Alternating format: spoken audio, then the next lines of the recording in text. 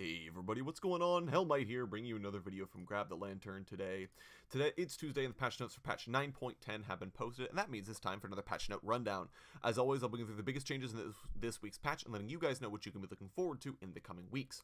9.10 is pretty small as far as patches go. There's a few quality of life changes. There are some very significant changes in here though as well, and those are the ones we're going to be spending most of our time talking about today. First and foremost, Yuumi the magical cat is going to be on this patch. She should be coming live with the patch, I would expect. So hopefully she does well. I'm really not expecting a whole lot out of her on her first day. I really think she's actually going to get hotfix buffs because she just looks like she's going to be very weak, and I feel like it's going to take some time for people to really learn how to play her. But hopefully that's not the case. She still looks like she's going to be a lot of fun to play, so look forward to that.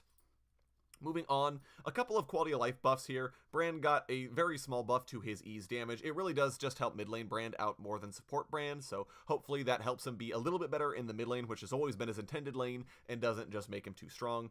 Caitlyn got a minor buff to her headshot damage on Ural Snap Trap, so she should be able to hit some pretty decent shots, especially given that this is usually a second max for Caitlyn, so it still scales the same, but it's a little better at earlier ranks, so she should be able to hit a ton of damage if she can get her traps down and help her friends make enemies step on those traps. Fiora got a small quality of life buff. Now if you proc your stun on her riposte, the stun will still apply, as opposed to currently where she'll block the last mark from being applied, and then you can just apply the mark anyways and stun her. So that is a very nice quality of life change. But really what I want to talk about here are the Master Yi, Riven, and Vayne changes. Master Yi, honestly, Riot have said that they're trying to nerf some of the frustration of playing him, but I honestly think these are all just straight buffs to Yi. I think he's actually going to be a nightmare to deal with, especially in lower elos, because they just made him more of a pub stomper. First and foremost, Alpha Strike no longer has a cast time, so any degree of counterplay there might have been to this ability beforehand are now gone.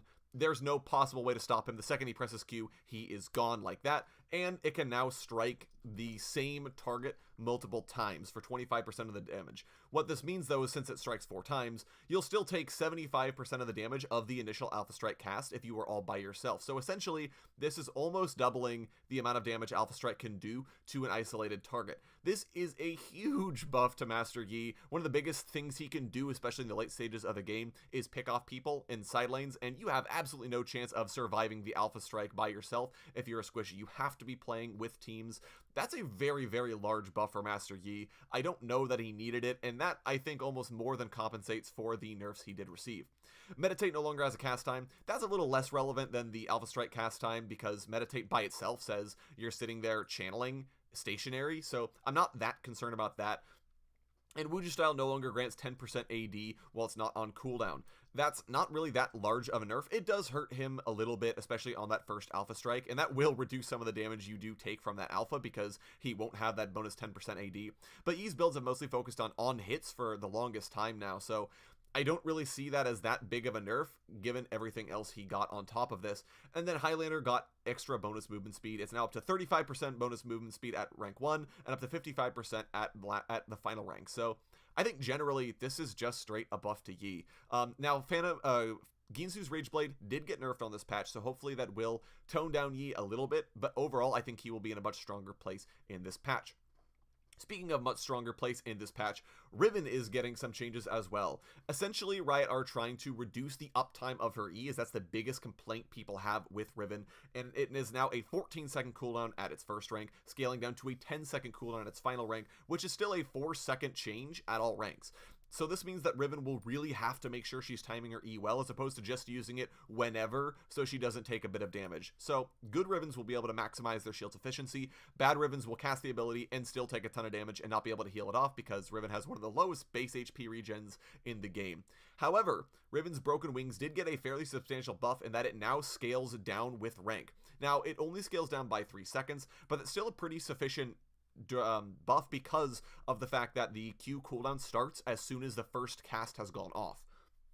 What this means is that if Riven is rocking 45% CDR, let's say, that means her Q's cooldown is only 5.5 seconds, which means that if she starts the Q and she's really generous with how long she takes to cast the remaining casts, she can pretty much just go from Q to Q to Q without really a penalty to it. So that's actually a pretty big buff to Riven's damage. However, she is trading that off for less durability. So we'll see how it works out. I think at the end of the day, this is going to be a buff to Riven's trading potential. She's already kind of known for just being able to really melt somebody's face, but we'll have to see at the end of the day. I'm not going to straight say that this is just a Riven buff. Shaco got a small quality of life change. The clone and Shaco will now always appear in 200 range in the direction of Shaco's cursor facing each other. This should make it a little more usable for the Shaco player and a little harder for enemies to be able to tell which clone it is, or which is the clone and which is the actual Shaco. So hopefully that helps them feel a little bit better moving on. Finally, Vayne actually got a change here. Her Tumble's cooldown reduction when her R is active is down to 30% at its first rank, and it has to scale up to the 50% by the time she hits level 16. That, I think, is a very nice nerf and much appreciated.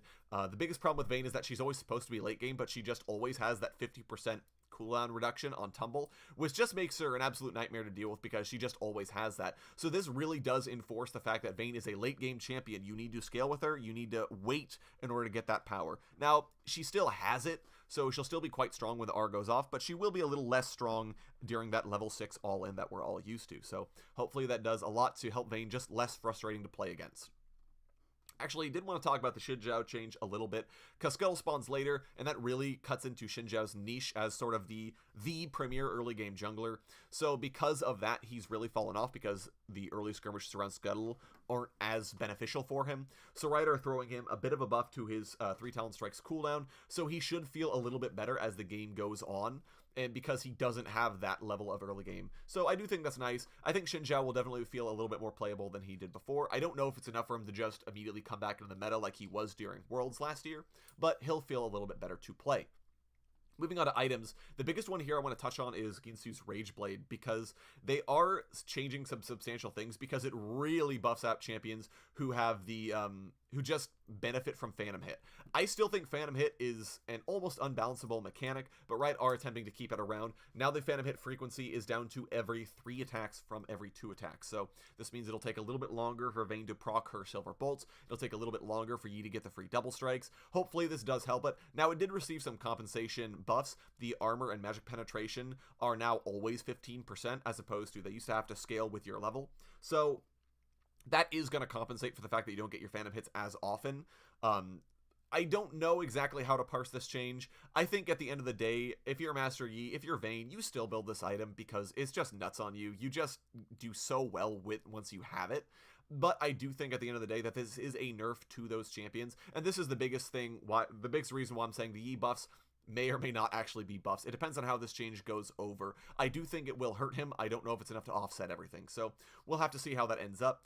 And then finally, Conqueror is getting its true damage and healing decreased. It's just too strong. It does way too much. And I say this as a person who plays a lot of Conqueror champions. It's way too good. So it's now down to 8% of the damage dealt against champions is converted to true damage and healing from 10%. That doesn't sound like a big change, but it is, especially in the early game. That 2% does actually matter. So hopefully this helps tanks feel a little bit better in their own lane without just getting run over by Conqueror champions.